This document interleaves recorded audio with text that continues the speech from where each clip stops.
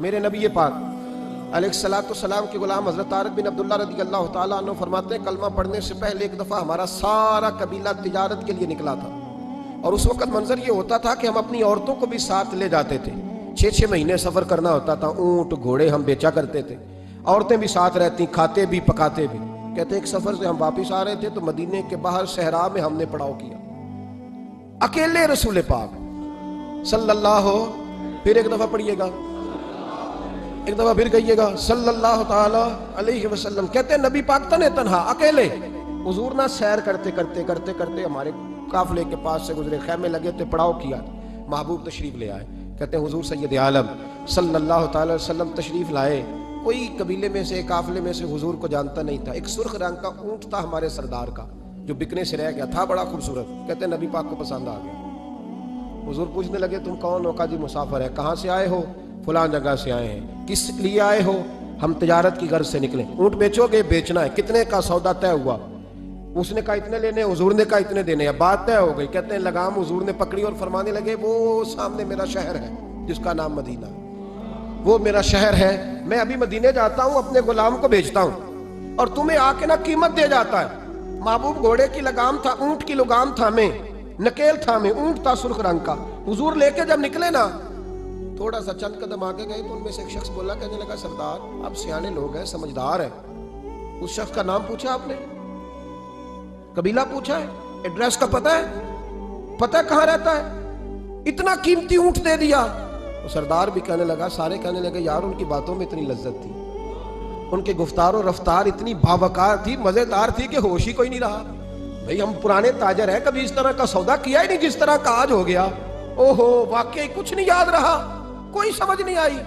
وہ ابھی نظر آ رہے، ایک آدمی دوڑ کے جاؤ، دوڑ کے اور جا کر کے نا ان سے کہو، بڑی جائز بات ہے، وہ ناراض بھی نہیں ہوں گے۔ ان سے ایک شخص کہو کہ بھئی اونٹ دے جاؤ، پیسے لے آنا اور اپنا مال لے جانا، دوڑ کے جاؤ۔ ایک شخص دوڑنے لگا تو سردار کی بیوی خیمے کے اندر تھی، پردے کے پیچھے سے بولی، کہنے لگی خبردار کوئی پیچھے نہ جائے، اگر پیسے مل گئے تو ٹھیک ہے، نہ ملے تو میں دے دوں گی، کوئی پیچھے نہ، کوئی نہ جائے پیچھے۔ سردار کہنے لگا تو جانتی ہے؟ کہنے لگی نہیں۔ کہا گارنٹی کیوں دے رہی ہے؟ تو کہنے لگی تم نے ان کا چہرہ نہیں دیکھا؟ تم تو سودے کر رہے تھے، میں پردے کے پیچھے سے دیکھ رہی تھی۔ پیر مہر علی شاہ صاحب کو کسی نے کہا تھا نبی پاک کا حلیہ بیان کریں، بتائیں حضور کے کان مبارک کیسے تھے، آنکھیں کیسی تھی، ناک مبارک کیسی تھی، بینی مبارک کیسی تھی۔ تو پیر مہر علی شاہ صاحب کہنے لگے کوئی مثل نہیں ڈھولن دی، کہنے لگے مجھ سے نہیں بیان ہوتا حضور کا حلیہ، کوئی مثل نہیں ڈھولن دی، تو چپ کر مہر علی، ایتھے جا نہیں ہوں بولن دی، میں بس کر، تو بیان کر سکتا ہے اتنی طاقت؟ اعلیٰ حضرت نے کہا لم یاتی نذیر کفی ناظرن مثلے تو نشد پیدا جانا۔ کہا حضور مثال تو تب آپ کی بنے گی نا، کوئی آپ کی طرح کا پیدا تو ہوگا، تب بھی مثال بنے گی، تو جب ہوا ہی نہیں تو مثال کیسے بنے گی؟ کہنے لگی کوئی نہ جائے، نہ پیسے آئے تو میں دے دوں گی، میں تو پردے کے پیچھے سے دیکھ رہی تھی، ان کے چہرے کا وقار دیکھا، ان کی آنکھوں کی روشنی دیکھی، ان کے لفظوں کا حسن دیکھا۔ تم 50 باتیں کرتے تھے، وہ ایک جواب دیتے تھے اور گنے چنے لفظ بولتے تھے، ان کی سادگی کا وقار دیکھا۔ جانے دو، نہ پیسے آئے تو میں دوں گی۔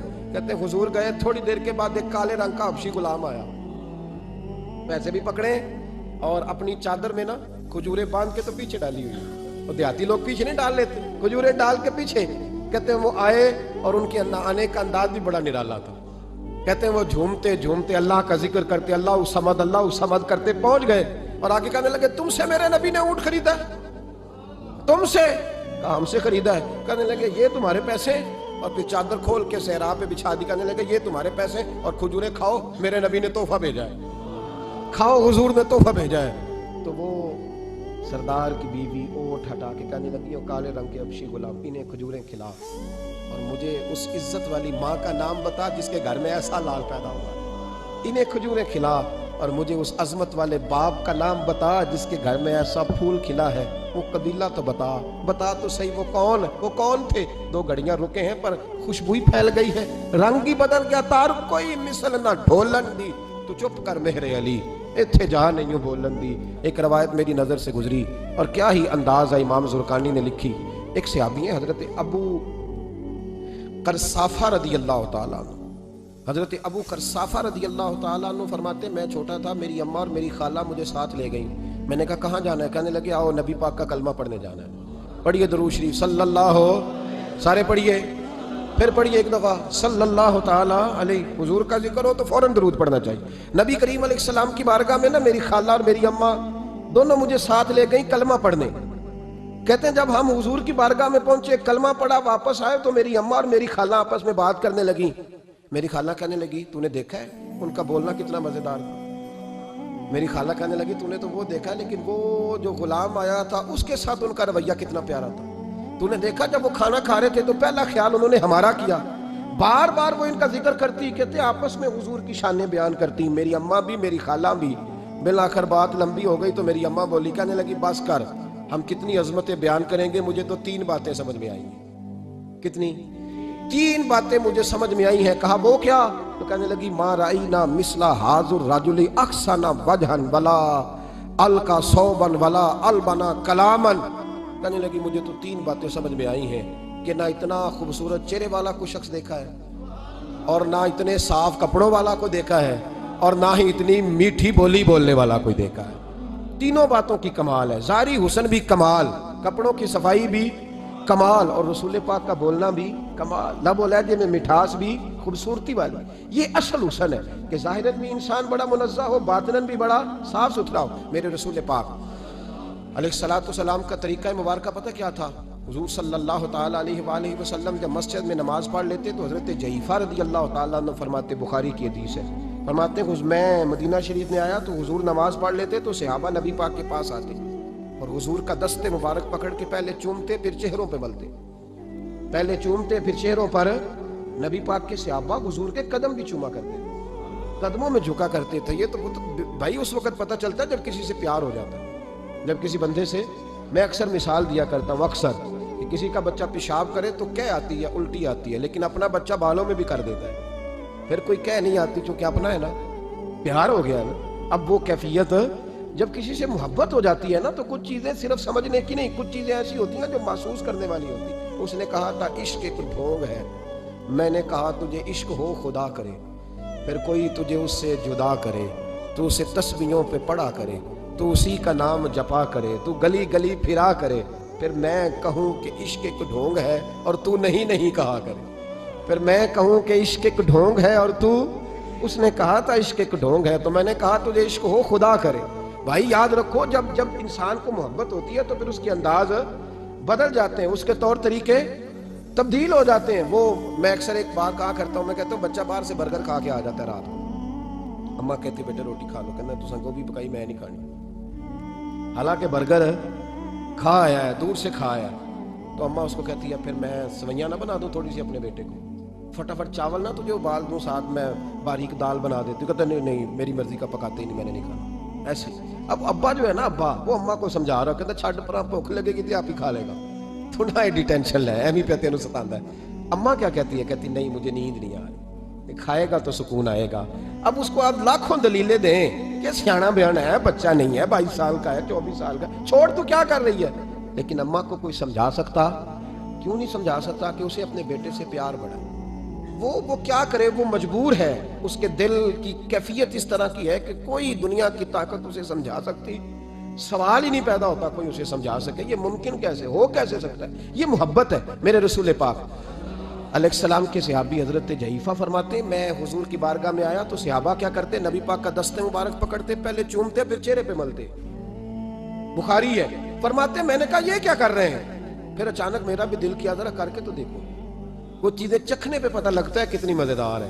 کہتے میں بھی قریب گیا، حضور کے دست مبارک میں نے ہاتھ ڈالا، فرماتے ہیں ہاتھ پکڑا ہی تھا کہ نبی پاک کا ہاتھ برف سے بھی زیادہ ٹھنڈا، فرماتے ہیں پھر میں نے پکڑ کے چہرے پہ ملا تو کستوری سے زیادہ خوشبو آ رہی تھی دست مبارک۔ فرماتے ہیں اب میرا چھوڑنے کو دل ہی نہیں کر رہا، اب میری طبیعت نہیں مان رہی تھی۔ میرے نبی کریم علیہ السلام اللہ کی دلیل ہیں، ہر پاکیزگی، ہر حسن، ہر کیف اللہ نے اپنے رسول کو عطا فرمایا۔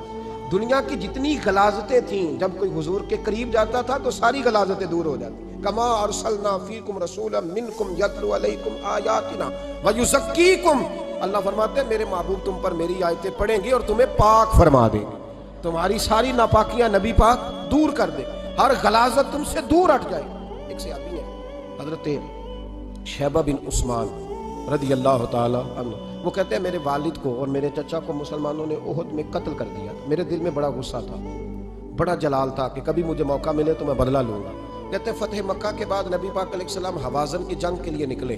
مجھے پتا چلا حضور جا رہے ہیں تو میرے اندر شعلے بھڑک رہے تھے انتقام کے. روز میں منصوبہ بندی کرتا، پلاننگ کرتا کہ کسی طریقے سے میں ان تک پہنچوں گا اور بدلہ لوں گا. کہتے ہیں نبی کریم علیہ السلام نا حوازن کے لیے پہنچ چکے تھے. فرماتے ہیں میں بھی جنگ میں جا کے شریک ہو گیا اور میں نے طریقہ اس طرح کا اختیار کیا کہ کسی طریقے میں حضور تک پہنچ جاؤں. سمجھ آ رہی ہے میری بات کی؟ نبی کریم علیہ السلام تک کسی طریقے پہنچ جاؤں. فرماتے ہیں لڑتے لڑتے، لڑائی کے دو طریقے ہوتے تھے. کبھی تو ایسے ہوتا تھا کہ ایک دو آدمی مل کے آپس میں لڑتے تھے، پھر گمسان کا رن پڑتا تھا، گھمبیر ہو جاتی تھی جنگ، سمجھ نہیں آتی تھی تیر کہاں سے آیا، نیزہ کہاں سے آیا.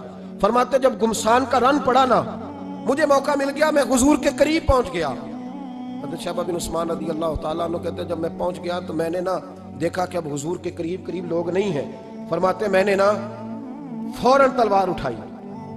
تلوار اٹھا کے میں حضور کو معاذ اللہ شہید کرنے ہی لگا تھا کہ ایک نور چمکا حضور کے ساتھ. پڑھیے درود صلی اللہ علیہ وسلم. کہتے ایک نور چمکا، اتنی تیزی تھی اس نور میں کہ میری آنکھیں بند ہو گئی، میرے ہاتھ سے تلوار گر گئی، آنکھیں چندھا گئی میری.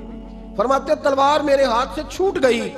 اب جب وہ روشنی ختم ہوئی نا تو میں نے دیکھا نبی پاک سامنے کھڑے مسکرا رہے ہیں. میں نے کر دیا، آپ نے سن لی. ذرا دیکھو تو صحیح، جو تلوار لہرائے اسے دیکھ کے بھی کبھی کو مسکرایا ہے؟ جس نے تلوار ہی لہرا دی، جو شہید کرنے ہی لگا تھا، پہنچ گیا تھا.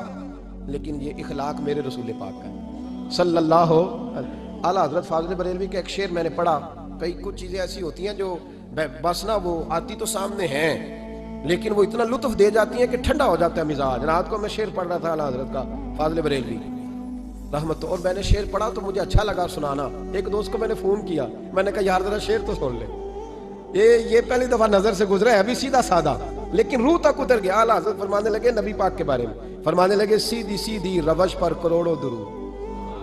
سیدھی سیدھی روش پر، بالکل سیدھی ہے حضور کی باتیں، کسی پیچیدگی کی ضرورت نہیں. کہنے لگے سیدھی سیدھی روش پر کروڑوں درود، سادی سادی طبیعت پہ لاکھوں سلام. سادی سادی طبیعت پہ سیدھی سیدھی روش پر کروڑوں درود اور سادی سادی طبیعت پہ لاکھوں سلام. میرے نبی کریم صلی اللہ علیہ وسلم مجھے دیکھ کے مسکرائے اور فرمایا جب حضور مسکرائے نا تو میں نبی کریم علیہ السلام کو دیکھ کے حیران ہوا کہ میں نے تلوار تانی تھی اور حضور نے مسکرانا شروع کیا. فرماتے اب حضور نے مجھے بلایا، آواز کے ساتھ نہیں بلایا، حضور نے اشارہ کیا یوں کر کے، فرمایا ادھر آؤ نا. فرماتے مجھے اب یہ بھی سمجھ نہیں آئی کہ کس نے مجھے اٹھا کے حضور کے قریب کر دیا. فرماتے میں نبی کریم کے قریب گیا تو حضور نے میرے دل پر 3 تھپکیاں دی. ایک تھپڑ ہوتا ہے، ایک تھپکی ہوتی ہے، پتہ ہے نا فرق کا؟ ایک تھپڑ کو مارے تو جلال آتا ہے اور تھپکی دے تو پیار آتا ہے. کہتے ہیں حضور نے 3 تھپکیاں دی اور دی بھی میرے دل پر، 1 پھر 2 پھر 3. کہتے ہیں پہلی تھپکی دی تو میرے اندر سے کفر نکل گیا، دوسری تھپکی دی تو میرے اندر ایمان داخل ہو گیا، اور تیسری تھپکی جب نبی پاک علیہ السلام نے دی تو مجھے ہر چیز سے بڑھ کر رسول اللہ سے پیار ہو گیا، محبت ہو گئی نبی کریم سے.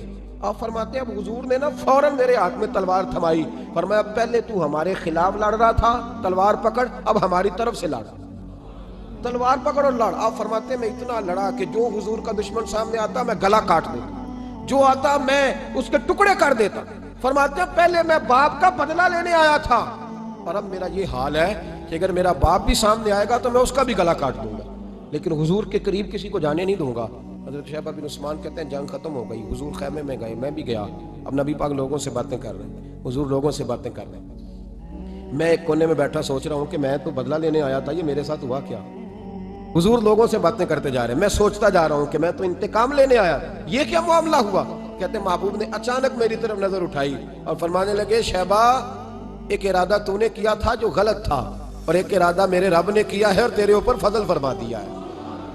فرماتے حضور نے اب مجھ سے فرمایا کوئی خواہش ہو تو بتاؤ، مانگ لو کچھ مانگنا ہے تو. میں نے عرض کی یا رسول اللہ میری بخشش کی دعا کر، بڑا میرا خوفناک ماضی ہے، میں اسلام کا بڑا دشمن رہا. حضور دعا کر دیں، یاد ماضی عذاب ہے یا رب، چھین لے مجھ سے حافظہ میرا. یا رسول اللہ بڑے گناہ ہے میرے، دعا کر دیں. کہتے میں نے دعا کے لیے کہا اور حضور پھر دوسرے لوگوں سے باتیں کرنے لگا، کبھی اس سے کبھی اس سے کبھی اس سے۔ میں سوچنے لگا کہ میری بات کا کوئی جواب ہی نہیں آیا۔ جب تو 3 بار میں نے سوچا تو میرے کریم نے پھر توجہ میری جانب کی اور فرمایا تو نے بخشش کی دعا کا کہا تھا، میں نے سن لیا ہے، رب کریم نے تیری بخشش فرما دی ہے، اللہ نے تجھے بخش دیا ہے، تیری خطائیں رب کریم نے معاف کر دی۔ نبی پاک کے دست مبارک کی برکت، رسول ایک صحابی تھے حضرت فرقد ان کا نام تھا رضی اللہ تعالی۔ پہلے نا میں جب گفتگو کیا کرتا تھا نا تو میں صحابہ کا نام نہیں لیتا تھا، میں کہتا تھا ایک صحابی فرماتے ہیں، کیونکہ صحابہ کے نام مشکل تھے، لوگوں کو یاد نہیں رہتے۔ ایک دن میرے دل میں خیال آیا کہ نام لیں گے نہیں تو انہیں آئیں گے کیسے، چلو خود کسی کو یاد ہو جائے گا۔ مجھے اچھا لگا، پچھلی دفعہ میں نے حضرت ساسا بن ناجیہ کا نام لیا تو مجھ سے میرے دوستوں نے کہا ذرا لکھ کے دے کیا نام تھا۔ مجھے خوشی ہوئی کہ یار اگر یہ لفظ کہے جائیں گے تو لوگوں کو دلچسپی ہوگی۔ حضرت فرقد ایک صحابی تھے اور یہ وہ صحابیاں جنہوں نے حضرت عمر کے زمانے میں موصل کا علاقہ فتح کیا تھا، بڑے دلیر تھے، ان کی 4 بیویاں تھیں۔ وہ کہتے ہیں جب بھی یہ گھر میں آتے تو خوشبو اتنی اعلیٰ لگا کے آتے کہ ہم حیران ہو جاتی۔ عورتیں زیادہ تیاری کرتی ہیں نا مردوں سے کہ نہیں، کہ آج کل مرد زیادہ کرتے ہیں۔ چلو میں دس چھوڑو، میں اپنی اصلاح کر لوں، تسی دوواں گلاں تے انجن کیتا ہے، اب پتہ نہیں سچ کیا ہے، کون زیادہ تیاری کرتا ہے۔ چلو بیٹھے جو مرد نے، ویسے میرے پاس جو اخباری تراشیں ہیں ان میں یہ لکھا ہے کہ آج کل مردوں کے میک اپ پہ زیادہ خرچ آنے لگا، یہ تحقیقی رپورٹ ہے۔ اور پاکستان میں سب سے زیادہ جو اخراجات ہیں وہ میک اپ کے سامان کے ہیں۔ پہلے لڑکیاں بیوٹی پارلر جاتی تھی، اب لڑکے بھی جاتے ہیں۔ پہلے صرف دلہن جاتی تھی، اب سارا خاندان جاتا ہے۔ اللہ تعالیٰ معاف کرے۔ اس کے باوجود بڑی غربت ہے ملک میں، پریشانی بھی بڑی ہے، اس کے علاوہ ہمیں غریبوں کا درد ہے، اس کے باوجود ہم لوگوں کی مدد کرنا چاہتے ہیں۔ پتہ نہیں کیا ترجمہ کیا ہم نے غریب پروری کا، کیا معنی بنایا، اللہ ہی بہتر جانتا ہے کہ وہ چیزیں جن کی بالکل حاجت نہیں، بالکل ضرورت نہیں، ان پر لاکھوں لٹا کے کہتے ہیں وہ دیکھو بیچارے کو روٹی نہیں مل رہی۔ تو بھائی آپ مہربانی کرتے خالی کنگھی کر لیتے، باقی پیسے غریب کو دے دیتے۔ لیکن چلے معیار ہے نا ہمارا اپنا معیار ہے، اس پر میں جاتا نہیں، بات نہیں کرتا۔ نبی کریم علیہ الصلوۃ والسلام کے صحابی، ان کی ازواج کہتی ہیں کہ اب عورتیں زیادہ تیاری کیا کرتی تھیں، لیکن وہ جب گھر آتے نا تو اتنی خوشبو لگاتے، کہتی ہم چاروں مل کے کوشش کرنے لگی، ڈھونڈنے لگی کہ وہ خوشبو کا پتہ کریں جو یہ لگاتا ہے۔ ہم نے بازار سارے تلاش کر لی۔ عرب کے اندر آج بھی خوشبو کا بڑا شوق ہے اور بڑی مہنگی خوشبو ملتی ہے، کبھی آپ بازار جائیں، کہتی ساری خوشبوئیں لگا لی، تھک گئی۔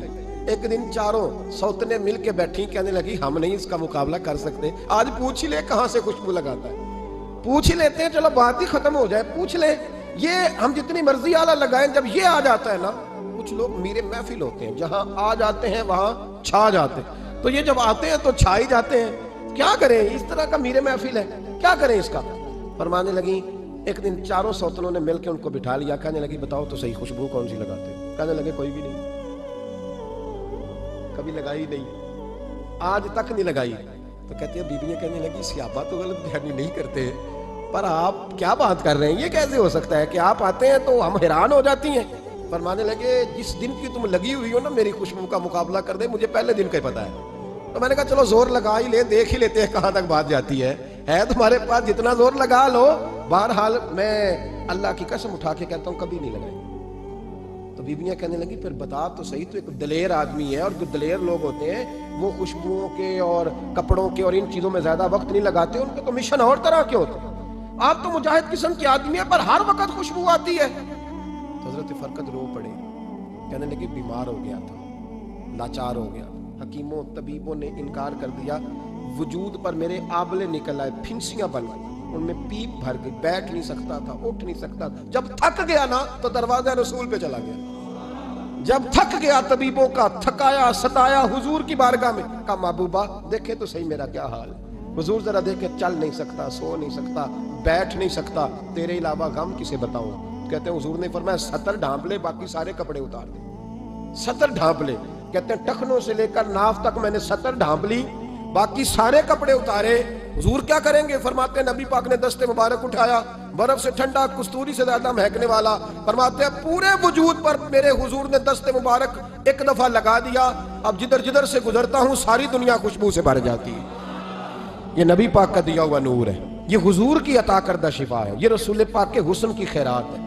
ایک شاعر نے ایک فقرہ کا کمال کر دی، کہنے لگا ظلمت کو ان کے نور نے کافور کر دیا، جس پر پڑی نظر اسے بھی نور کر دیا۔